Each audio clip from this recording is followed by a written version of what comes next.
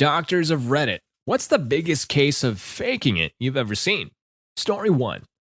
30-year-old woman comes to the ED with such excruciating belly pain. Paralyzed, oh god it hurts when you press there, and must have oxycodone now. ED doc said if she can get out of the ED bed and do 20 jumping jacks, we can give her the oxy. She did 20 jumping jacks, then got kicked out of the ED. Story 2. My cousin got glasses, and her 7-year-old little sister also wanted to get glasses because she thought it was so cool to wear them. So she started telling her teacher she couldn't read what was on the chalkboard, and she'd squint at home and go incredibly close to the TV to watch things because she said she couldn't see things clearly. Her parents got worried and took her to the doctor. She read everything wrong on the vision test. Everyone seemed convinced that she needed glasses. But the doctor was a little concerned because the test indicated she needed really thick glasses, and usually that wasn't the case unless there was a family history of vision issues. Her parents both had 20/20 vision, and her sister only had astigmatism. They all realized she was faking it. So the doctor told her parents in front of her that she'd need some pretty intense eye surgery so she'd be able to see without glasses. They even wheeled in a machine to make it convincing to say they could do the surgery right then and there. She freaked out, confessed to faking it all, and started to cry. She got grounded for a while. Story 3.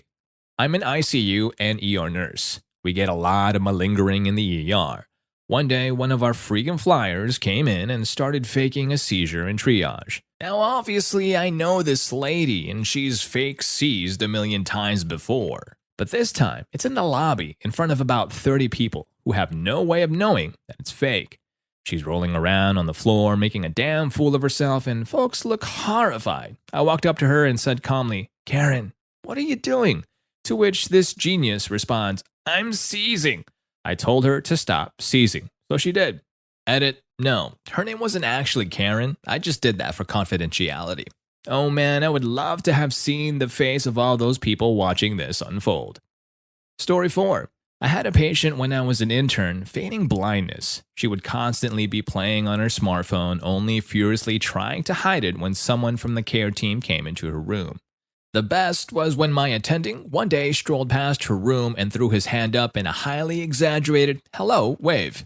She started to throw her arm up, but caught herself halfway through, then threw her hand back into her lap and pretended to be staring off into nothing. A friend of mine likes to stick out her hand for a handshake when people come in feigning blindness. Nearly all of them instinctively meet her handshake. It's great to watch. Story 5. When I was a kid, I would plan my sick days way ahead of time. Had an old thermos that I would pour leftover milk, meat, whatever. Leave it on the windowsill in my bedroom, just letting it fester for a month. Of course, the thermos was closed, so no smells escaped. I set an alarm for the middle of the night, dumped the contents of the thermos on my rug, and ran in to tell my dad I was throwing up and so sick. However, this thermos monstrosity filled the entire condo up with horrible smells, and both me and my dad ended up puking into the tub at the same time every time we tried to clean up the rug. He had to take the day off work too. Needless to say, I never pulled that again. I never, ever came clean about it either. He talked about the puke till the day he died. He thought I was dying because of how bad it smelled. I told my dad a lot of my stunts as I grew into an adult, but that one stayed in the vault. Puke thermos, not a great idea. Story 6. Years ago, I had a patient who had been rear-ended in an auto accident a few weeks before I saw her. She had a history of lupus. She was decked out in the usual I'm crippled paraphernalia, crutches, neck brace, elbow braces, wrist braces, knee braces, and she could barely walk. I saw her a couple of times and she showed no improvement. One Saturday, I was on call but had to take a back streets route to the hospital because of an event taking place on the main thoroughfare. I apparently drove through her neighborhood because, wonders behold, there she was wearing old lady spandex, power walking down the sidewalk, holding weights in both hands. I did not call out to her. Next week, she was back in the clinic with her I'm crippled getup on again. A few weeks later, I got the subpoena for the deposition and it all became clear.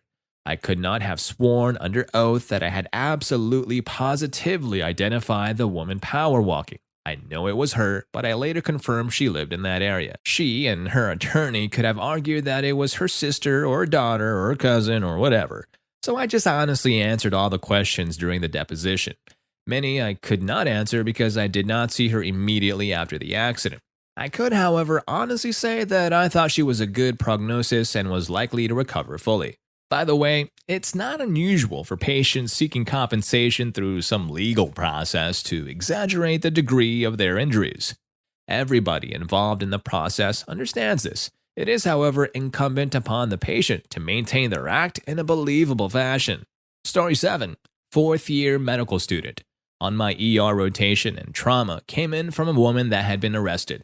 During the drive, the patient banged her head 4 times against the window of the police car and then went unresponsive. She came to us with a bruise on her forehead and was unresponsive. We all smelled BS, but the patient was a great actor and didn't even flinch during the digital rectal exam, which is standard for all patients that come in through the trauma bay.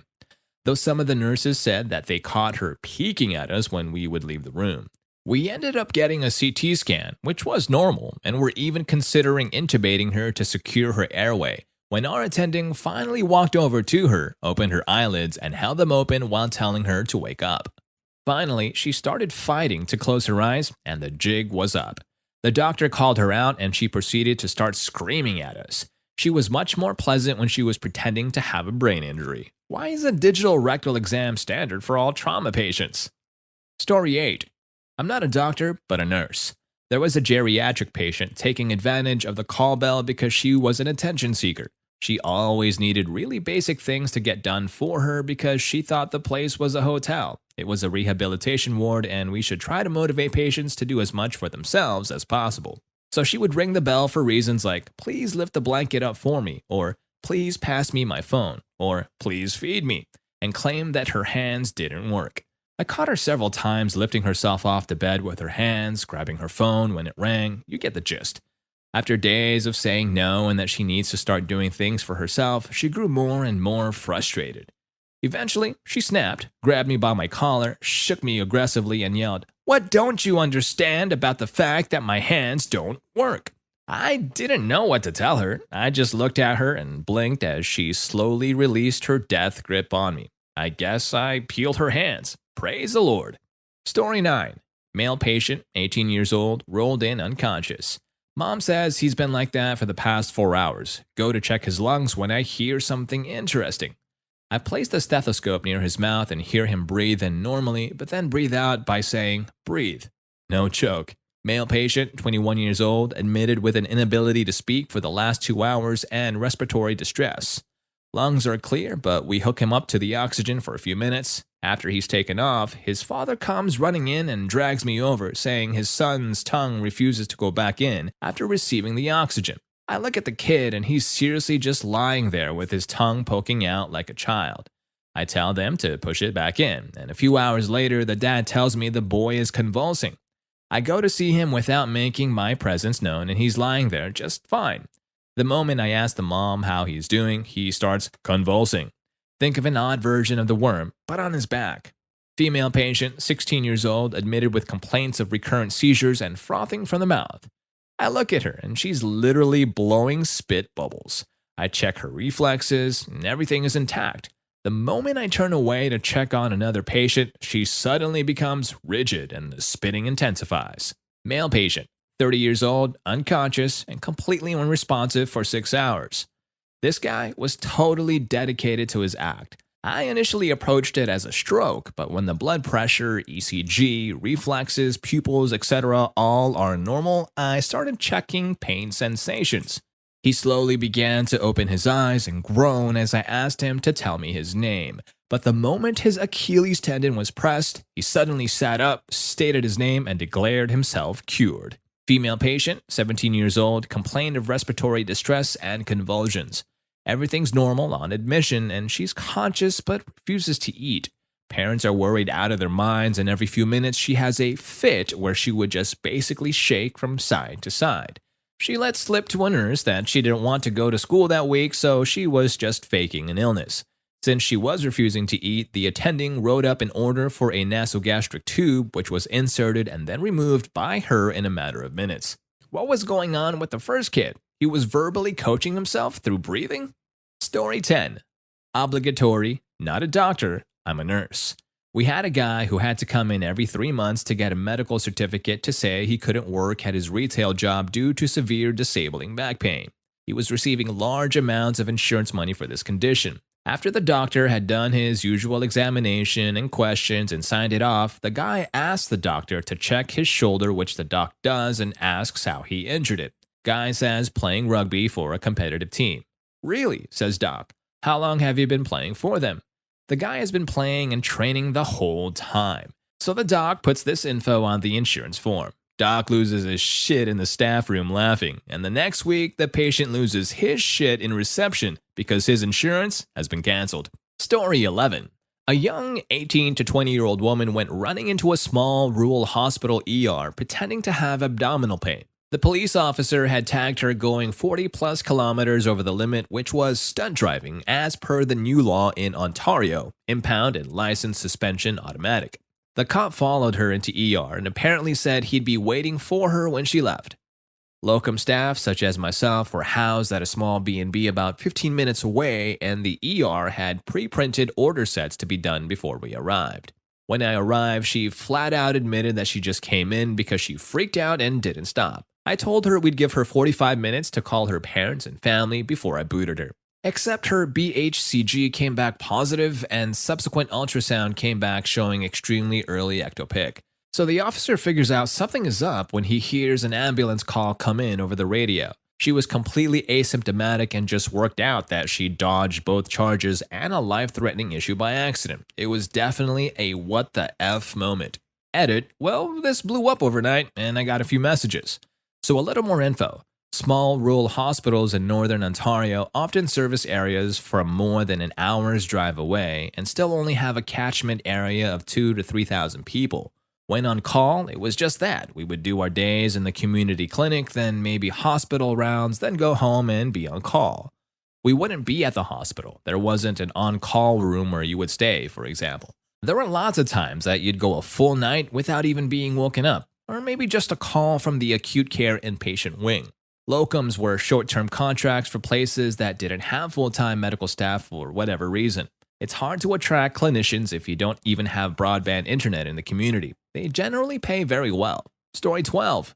Not a doctor, but am a UK-based midwife. Had a patient who had been in and out of the hospital throughout her pregnancy with episodes of heavy bleeding. This was her 6th baby, so she was a fairly well-known patient in our unit. The issue was no one had ever seen her actively bleeding. She'd call saying that she had bled down the toilet but flushed it, and all the examinations we did came back completely normal with mostly no evidence of any bleeding whatsoever. On occasions during speculum examinations, we'd see the smallest amount of blood.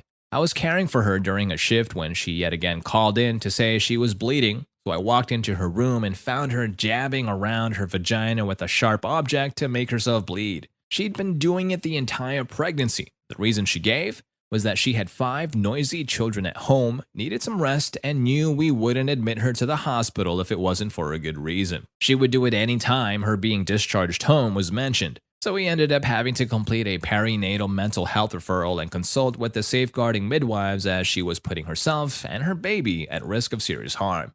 Story 13. This patient comes in for back pain with weakness in the legs. Gets a full workup with MRI, standard blood work, and then some immunological things to look for stuff like myasthenia gravis. No neurological or immunological explanation for the weakness. The patient is seen by a physical therapist, and they are of the opinion that the patient is holding back intentionally. Go to see the patient at the end of the day and prep them for discharge. The patient is infuriated that they're being discharged, yelling and screaming about how they aren't better, how they're disappointed in the institution, blah, blah, blah. They said one particular thing that still clearly stands out 3 to 4 years later. I can't believe you're sending me home already. I haven't even told my family I'm here, and now you're going to send me home before they even have the chance to see me? My attending and I leave the room to arrange things with the nurses. We go back in, and the patient is out of bed and standing up in the middle of the room. Miraculously, the patient is able to walk with zero assistance when they had so much difficulty with any assistance over the previous 2 days. At that point, they were enraged we went into the room without knocking. They were discharged home after a conversation regarding abuse of medical services. I could see that. A couple of my more socially isolated Facebook friends tend to post hospital selfies with captions like, "Interesting night," because they need some attention and haven't learned healthy ways to get it. The tearful family visit could be a big deal if what the patient really needs is a hug. Story 14. I once saw a patient who had been faking paralysis of the legs for years, used a wheelchair, never walked, etc. Old records showed extensive imaging, neurology consults, and other tests that proved the patient had full function of all extremities. Family and friends were just going along with it. Story 15. I am a nurse, but not a doctor. I had a patient who worked in a hospital, a janitor, so he knew enough to fake a bit. He was seeking pain meds, complaining of chest pain, and wanting morphine. He was worked up for everything cardiac, and it was all fine. Then he tried to claim GI discomfort when he was being discharged. Cleared again for everything, fake chest pain again, cleared again. Now he's my patient. I'm a new face. He's telling me he's having abdominal pain. I call the doctor, knowing this guy's history. He says he'll be up to see him soon. This patient wants a ginger ale, some stomach ache. I decided to go to lunch. My coworker comes into the lunchroom disgusted. This guy had taken a dump in a basin and then dumped the ginger ale over it and tried to tell her he had fecal vomiting. He obviously needed Dilaudid right now for the pain. I walked into his room and sure enough, a pile of shit in a puddle of ginger ale. I told him I'd have to take away his food and drinks and we'd have to put an NG down. Suddenly, he changed his tune. He admitted to faking it. Why do these people do what they do? Story 16. Taking trauma call during surgery residency, had a prisoner come in after a fight and claimed he couldn't move or feel his legs. All the CT scans and MRIs were normal, but we would shield his legs so he couldn't see them and poke them with needles and other sharp objects with enough force to cause pain. He never flinched or moved his legs at all. He was diagnosed with SIWORA, spinal cord injury without radiographic abnormality. He stayed in the hospital for a week with no improvement. Always had one guard with him. One night, they were down in the lobby watching some television, but the guard needed to use the restroom. The patient said, "Where could I possibly go? I'm paralyzed." Guard left him alone for 2 minutes. The patient was last seen sprinting down the road, naked butt cheeks flapping in the breeze. Made it to a city 4 hours away by car before he was caught again. I have never seen anyone fake it so well, truly playing the long con. Story 17. I'm a resident, not a psych resident, but this happened in my psychiatry rotation in medical school when I was in medical school. There was a patient at an inpatient psychiatric facility for suicidal ideation. She constantly insisted that she had a mass on her breasts and demanded to be physically examined only by male doctors. When the psychiatrist I was rotating under declined to perform a physical exam, she asked me to do it during my daily patient interview. I also declined a physical exam, but had a bit of a hunch to check her medical records. It turned out she had an ultrasound done a week before that found only normal breast tissue without masses. However, apparently this lady had frequented many doctors' offices with various complaints of an unspecific nature, and would usually focus on breasts or vaginal complaints when she visited male physicians' offices. We diagnosed her with the Factitious disorder, formerly known as Munchausen syndrome, and histrionic personality disorder. It seems her goal was mostly attention from medical professionals. She had lots of issues, but we also had to be careful to make sure she wasn't fishing for a lawsuit. Patients like her are why doctors document everything meticulously, so the patient wouldn't admit to making things up all the time. According to the psychiatrist I was working with, she didn't actually believe any of her health problems exist, and her primary goal was attention from medical professionals. If she actually believed she was sick, she would have diagnosed her with illness anxiety disorder, commonly known as hypochondria. Story 18. Not a doctor, but worked in healthcare for nearly 20 years. While taking a break from the ICU, due to it being emotionally draining, I worked in home health for a bit. I had a patient who clearly had Munchausen syndrome. On a daily basis, she would call her insurance to see what things would be covered if she was diagnosed with this or with that. She called her doctor's office an average of 5 times during my shift with her. She would report all kinds of non-real symptoms. She pestered the doctors into doing exploitative laparoscopic surgery, but of course, nothing was found. One day I walked in and she was rubbing her incisions with rotten cabbage, trying to get it infected. She wasn't seeking pain meds, except to sell.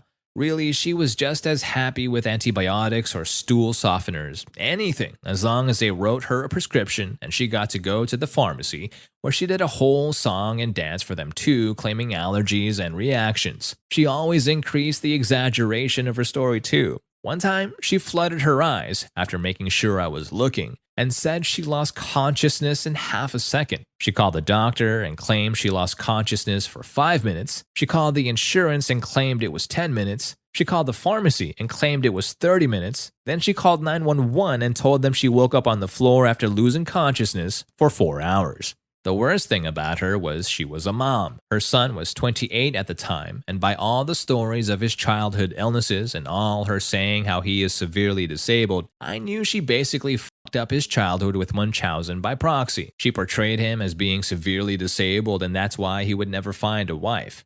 I met him. He was healthy and of average intelligence. He wasn't looking for a wife. He was gay, but she refused to accept that. Working with her was so miserable that I took a couple years off from any and all healthcare after that.